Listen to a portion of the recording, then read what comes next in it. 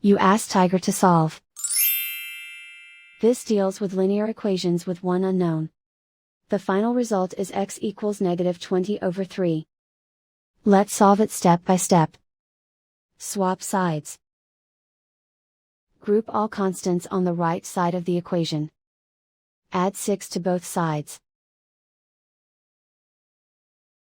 Simplify the arithmetic.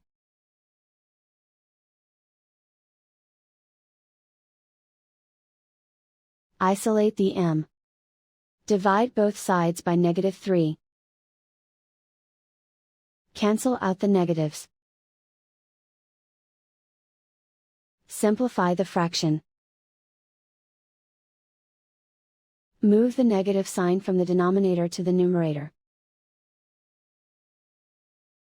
And so the final result is x equals -20/3.